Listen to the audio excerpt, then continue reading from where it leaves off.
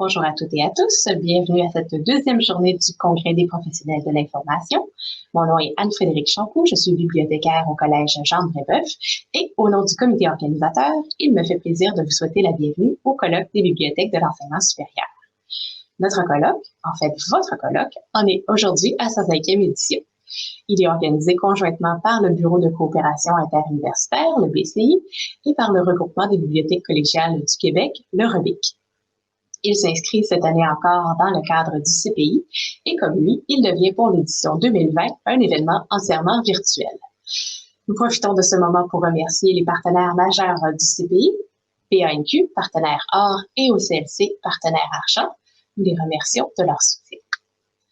C'est en mars dernier que la préparation du colloque s'est amorcée.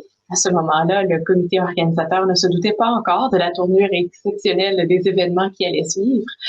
Le thème « Faire partie de l'équation » qui avait été retenu par le CPI nous avait semblé parlant et nous avions choisi de l'adopter également pour le colloque DBS. Nous nous demandions comment il pouvait se décliner de manière plus spécifique pour le personnel des bibliothèques académiques. Comment les professionnels de l'information sont-ils en mesure de se démarquer au sein de leur collège ou de leur université? Comment font-ils pour être connus et reconnus de leur communauté? Comment se taillent-ils une place dans l'environnement informationnel du 21e siècle? Avec l'accélération de la pandémie et de ses impacts, nous nous sommes aussi demandé qu'est-ce que faire partie de l'équation voulait dire quand notre public avait des besoins auxquels nous n'avions jamais eu à répondre auparavant, ou lorsqu'une situation à la limite de l'invraisemblable nous forçait à revoir nos repères et nos façons de faire. Le présent colloque ne serait pas une réponse parfaite à toutes ces questions, mais nous espérons qu'à l'aide des initiatives mises de l'avant par nos conférenciers et nos conférencières, nous allons ensemble trouver des pistes de solutions pour aujourd'hui et pour le futur. Je me permets de remercier d'avance l'ensemble de nos conférenciers qui ont généreusement accepté de partager leur expérience et leur expertise malgré les conditions quelque peu inhabituelles de ce colloque. Mathieu Ayoub de l'UQTR, Christine Brodeur de Polytechnique Montréal, Aline Crédville de l'UQTR, Marie-Josée Bussière de l'UQTR, Sona Sec du BCI et moi-même. Nous souhaiterions aussi remercier Elsa Drevon, anciennement animatrice du regroupement des bibliothèques collégiales du Québec, qui a présidé notre comité jusqu'au mois d'août dernier. Avant de poursuivre, voici quelques petits messages d'intérêt pour le déroulement de la journée. Pour assister aux conférences, vous n'avez qu'à vous rendre à la section programmation de la plateforme et à appuyer sur le bouton joindre lors de l'heure prévue. Vous allez être redirigé vers la conférence. Vous pouvez également profiter du salon des exposants virtuels. Sachez que même si vous n'êtes inscrit qu'à la journée d'aujourd'hui, vous avez accès au salon jusqu'au 6 novembre. Profitez-en pour aller rencontrer les entreprises du milieu. Les exposants vous ont également préparé des ateliers virtuels auxquels vous pouvez assister. Consultez l'horaire de leurs événements dans leur section. Pour toute question, vous pouvez visiter la foire aux questions ou encore contacter les organisateurs du CPI. Leurs coordonnées se trouvent dans la page d'accueil. Et je vous rappelle que si votre horaire ne vous permet pas d'assister à toutes les conférences aujourd'hui, vous avez la possibilité de les visionner en différé pendant encore 3 mois.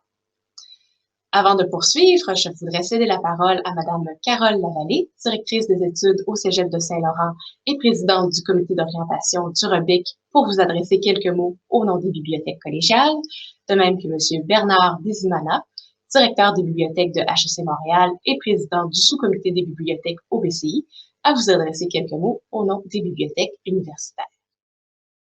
Bonjour, ça me fait plaisir d'être parmi vous cette année. C'est la 4e année que je me permets d'être au début du colloque des bibliothécaires en enseignement supérieur. Cette année, c'est virtuel, alors bienvenue à tous et bonjour. Écoutez, comme directrice des études qui est présidente du comité d'orientation du REBIC, qui est le regroupement des bibliothèques collégiales du Québec, je vous dirais que cette année est encore plus particulière pour nos bibliothécaires. Vous me permettrez d'utiliser ce mot générique. Évidemment, depuis le mois de mars 2020, les bibliothèques d'enseignement supérieur ont dû se réinventer. J'aime pas beaucoup le mot, mais c'est celui-là. Entre autres, on a dû s'adapter. Bien sûr, nous avons perdu un peu nos lieux, mais nous n'avons pas perdu nos ressources humaines ni nos ressources documentaires. Et même dans ce qui est le cas des lieux, dans certains cégeps ou dans certaines universités, les bibliothèques sont restées quelquefois les seuls lieux accessibles aux étudiants, entre deux cours quand ils ont des cours en présentiel. Donc, pour nous, c'est vraiment important. Les bibliothèques sont restées des milieux importants.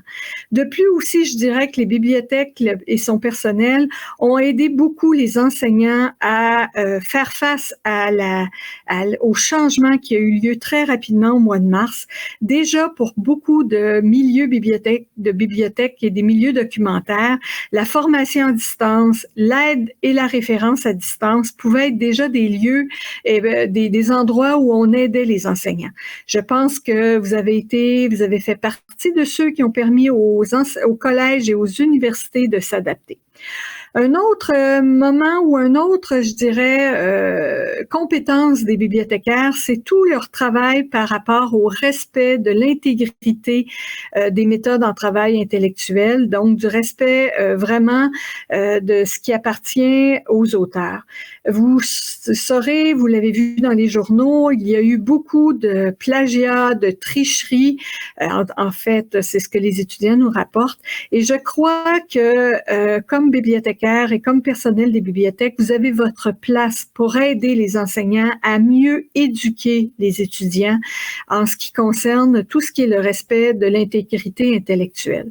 Donc, je vous remercie vraiment d'avoir mis épaule à la roue pour nous permettre à nous, les collèges et aux universités, de continuer d'avoir une formation de qualité malgré la situation qui prévaut encore aujourd'hui.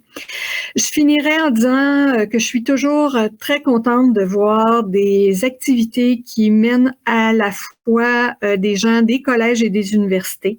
Ça nous permet, nous, au collège, de mieux préparer les étudiants qui seront à l'université dans les futures années.